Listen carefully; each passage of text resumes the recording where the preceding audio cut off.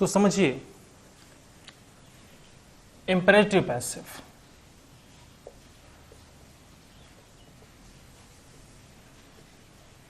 Imperative passive voice inspire to be active, यानी भाव सूचक अवस्थाओं से पैसिव कैसे बनता है। इसको दो तरीके से बनाते हैं हम लोग। पहला बाय सेंस, दूसरा बाय लेट। पहले बात कीजिए बाय सेंस। इसमें क्या होता है कि यू को हम ऑब्जेक्ट मान लेते हैं, हेल्पिंग वर्ब आर होता है। इंपेरेटिव सेंस,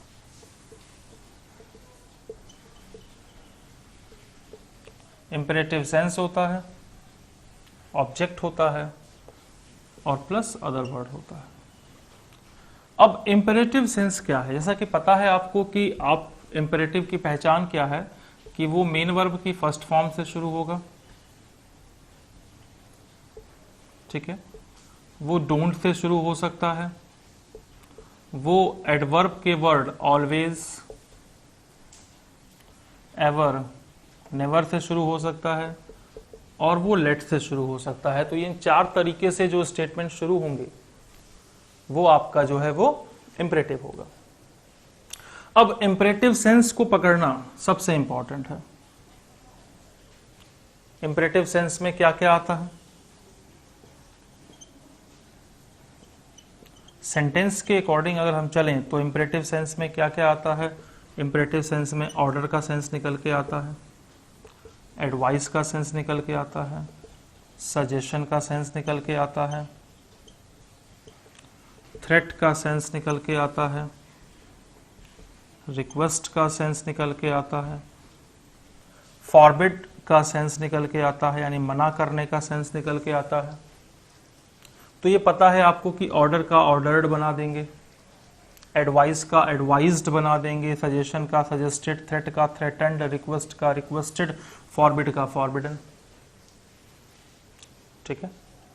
अब स्टेटमेंट अगर हम लेके चलें कि प्लीज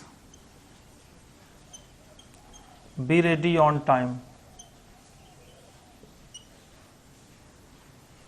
और हमने कहा इसका पैसिव बनाइए, please be ready on time, इसका पैसिव बनाइए। तो क्या काम करेंगे हम, प्लीज है, अब किसी से आप प्लीज से अगर बात करेंगे तो भाई आप उससे रिक्वेस्ट करेंगे। अब प्लीज बोल के बंदूक थोड़ी दिखाएंगे कि प्लीज अपना पैसा दे दो, नहीं ना। तो प्लीज से बात किया तो रिक्वेस्ट किया। तो कैसे बनाएंगे इसको,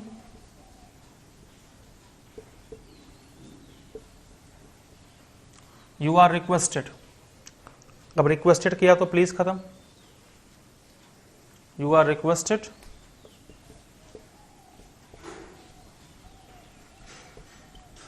टू बी ऑन टाइम, ठीक है। अब यहां से ये प्लीज खत्म हो जाएगा, प्लीज हो गया, काइंडली हो गया, ये वर्ड खत्म हो जाएंगे। कुछ और एग्जांपल देखते हैं, जैसे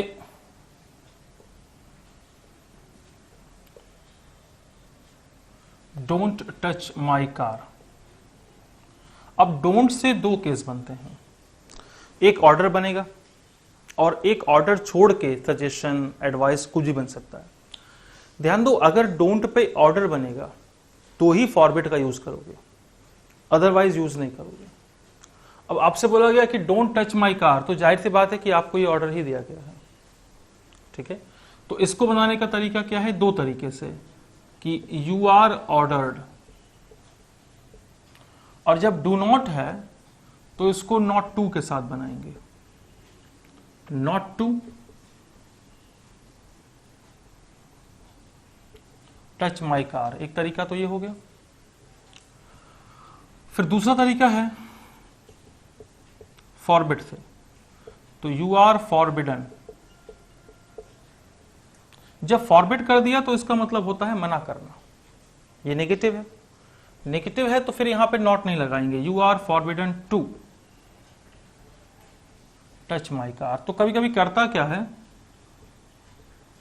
कि फॉरबिड के साथ नॉट लगाकर यहां कंफ्यूज कर देता है, ये गलती है कि you are forbidden to touch my car, न कि you are forbidden not to touch my car.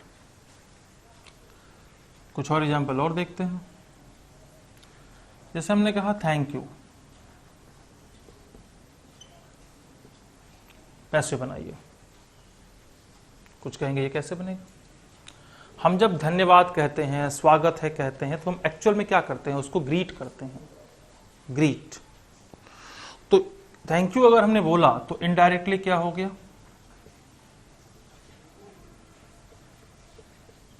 You are greeted, thanks.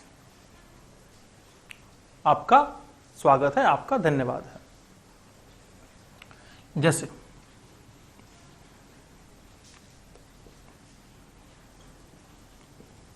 Try to be on time.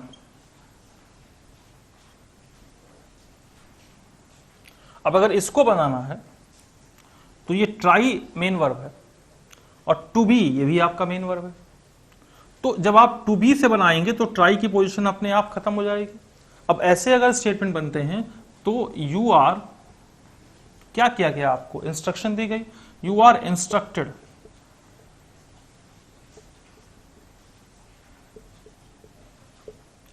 To be on time. You are instructed to be on, you are instructed to try to be, वो नहीं। जब instruction दिया तो clear instruction होता है, उसमें कोई try या फिर कोई ऐसा कोई कोशिश का काम नहीं होता, वो स्पष्ट होती है चीज। जैसे always be in your limits, हमेशा अपनी सीमाओं में रहो। कोई भी कहता है हमेशा अपनी सीमाओं में रहो, तो हमेशा अपनी सीमाओं में रहो तो इसका मतलब ये आपको एक तरीके का एडवाइस है या सजेशन है। लेकिन स्टार्ट एडवर्ब से कर रहा है तो इसके लिए क्या करेंगे?